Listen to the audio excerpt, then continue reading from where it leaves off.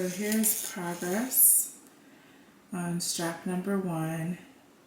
We got some pretty interesting increases happening. There's some make one purls, make one rights, make one lefts, and it's kind of not consistent in terms of where they're placed and like what rows and what sections of the rows.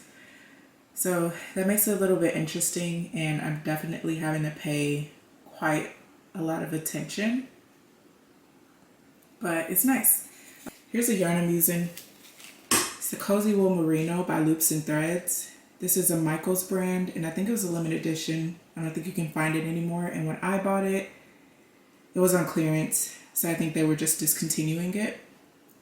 But it's 55% superwash merino, 45% anti-pilling acrylic, and the color I'm using is deep sand. I was originally going to make a Scylla slipover by Petite Knit, but I spontaneously decided to do this test knit instead, so I repurposed the yarn and I have no regrets. I think it'll be lovely.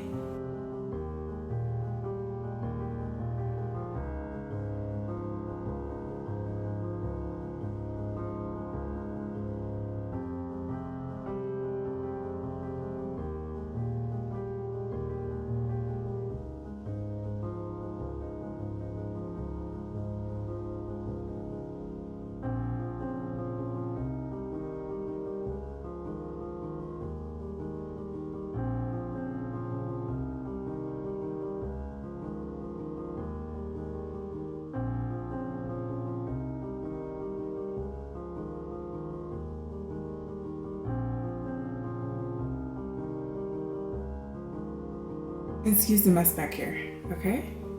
Thank you.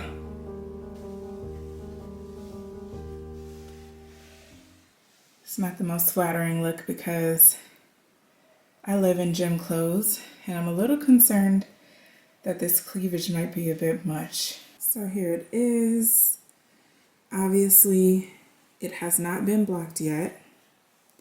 There's a little rippling here at the cast on, but I'm not worried about that because once it blocks and I pin it out, it'll be fine.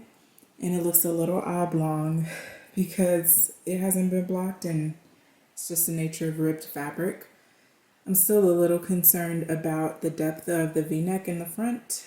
I might pair this with like a store-bought camisole just to add some additional coverage here. But yeah, it's looking good. One thing I had to fix before I block it is this piece here. So at a certain point in knitting this triangle, I noticed that I had some loose stitches somehow. So apparently I dropped these stitches on the edge here.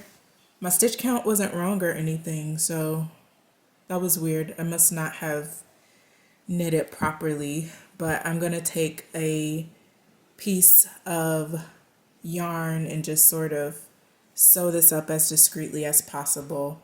The other thing is this little spot here, which isn't super noticeable unless I stretch out the fabric a bit, and I can trim off a little bit of this excess fiber. But I used the Russian join method, which I knew it existed, but I never attempted it before.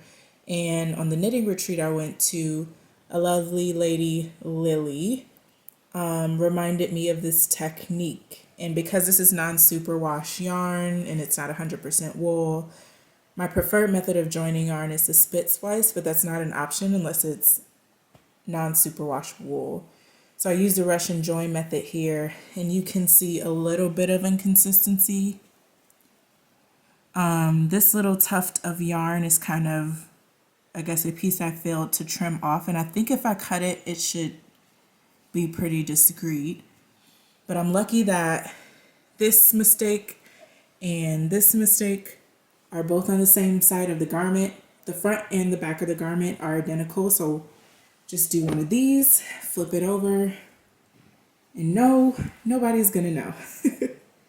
So yeah, I'm excited to get this blocked and take some FO pictures, submit my tester notes, and yeah, I'll probably pop back on camera once it's blocked and dried, give you a final look at how it fits and also my thoughts on the testing experience and knitting this up. So a little bit about this pattern, because I don't think I mentioned anything about it. This is a DK weight pattern. It's called the Remi Camisole by designer Caidree on Instagram. Her name is Sabina. It will be available June 1st, 2022 for purchase on Ravelry and I believe her website. I'm not sure where else she distributes patterns. It is knit top down. The 4 triangles are knit separately, then you join in the round. After the triangles, knit the body straight down, and it is trimmed in 1x1 rib. What stood out to me initially when deciding to test knit this pattern is the straps. So one thing that I've noticed about a lot of designers who design camisole patterns specifically, the straps are very thin, like spaghetti straps. So very thin eye cords, not a whole lot of coverage on the shoulders. And while a lot of people like that style, and I do too, it's just not the most practical style of garment for me, because I prefer to wear full support bras that include some pretty substantial straps. So something like this is a pretty standard everyday type of bra for me. And all of those very thin strapped camisoles, there was no way I'd be able to wear them with my comfortable practical bras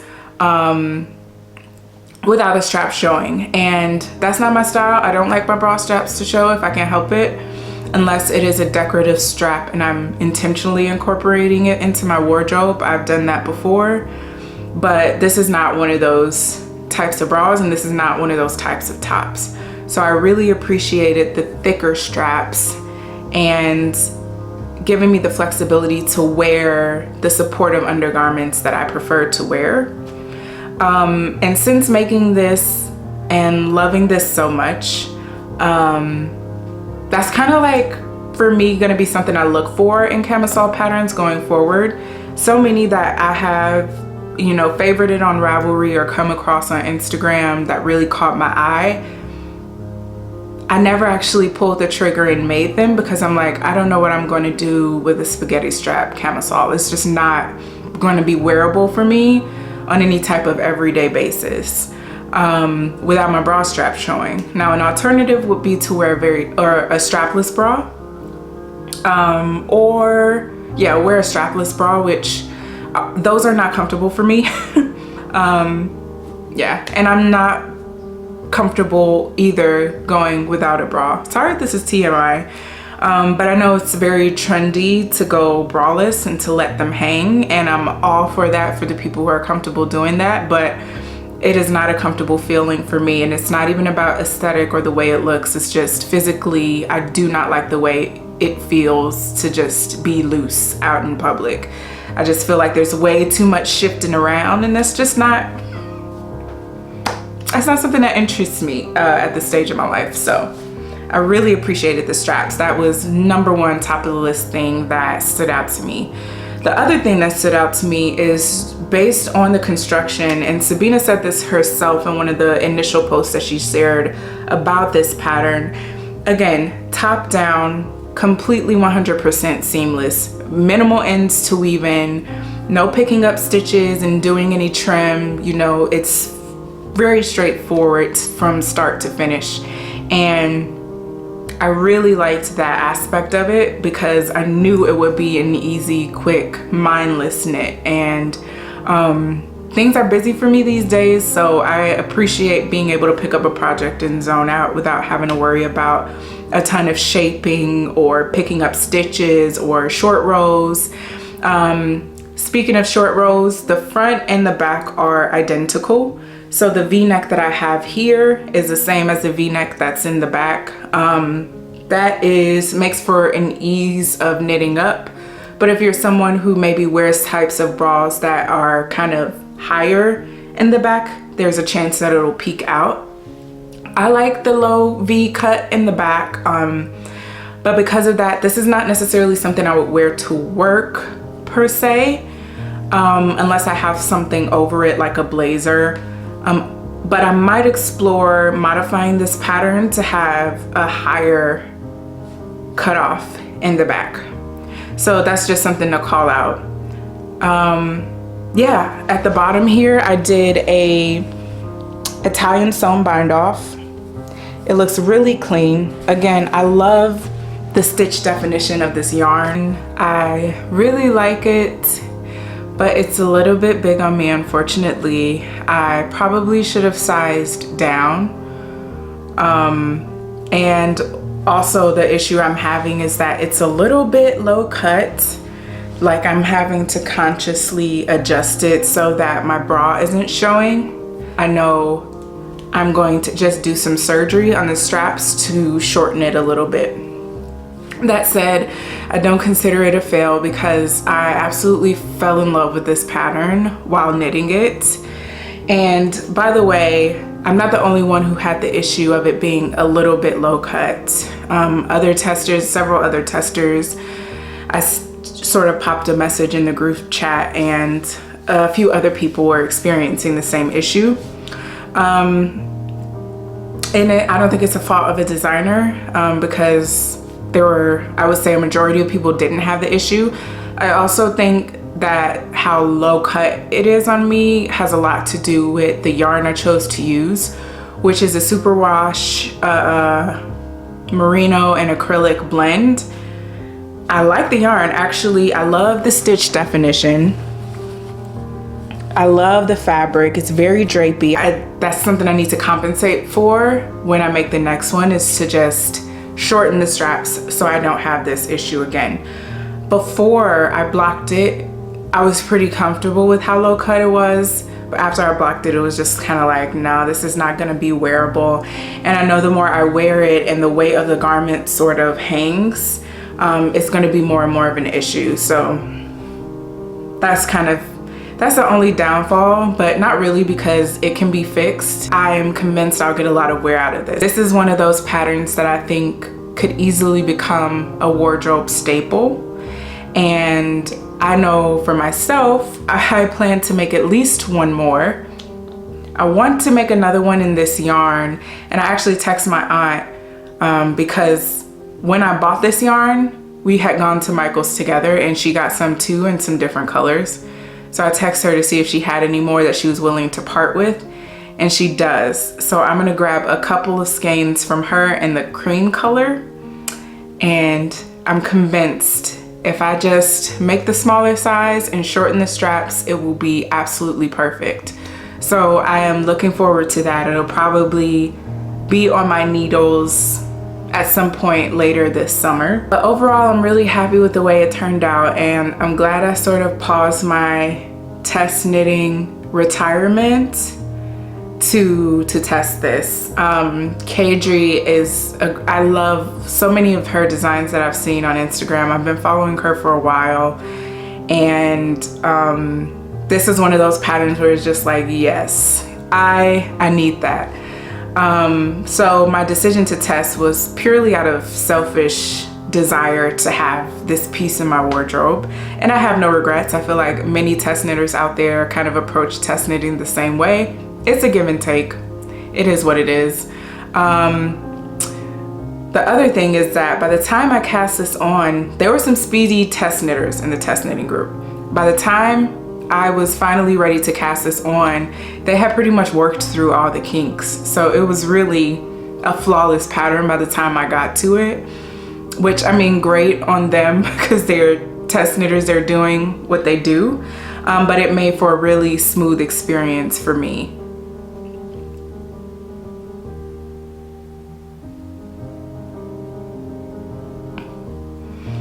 So yeah, I don't remember how many pictures or footage I took during the actual process, but hopefully I can edit this and piece it together in some type of coherent video.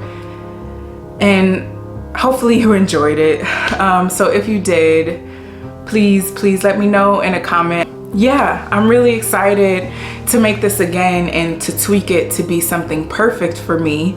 But everything that I don't like about this pattern, or no, not the pattern itself, but the results that I achieved, is completely 100% on me. I know what I need to do in the next one to fix it, and I would not let that discourage you from buying and making this pattern, because I do think it's a great pattern.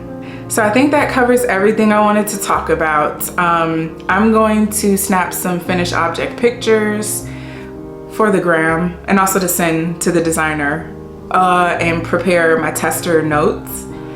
And yeah, so who knows when the next test knit will be, but I'm really happy I signed up for this one. Again, Remi Tank. I plan to release this video on June 1st when the pattern will be available, either on June 1st or shortly after.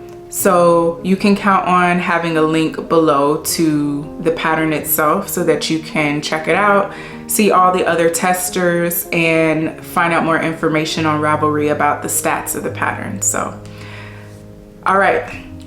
Thank you for watching, and we'll talk next time. Bye.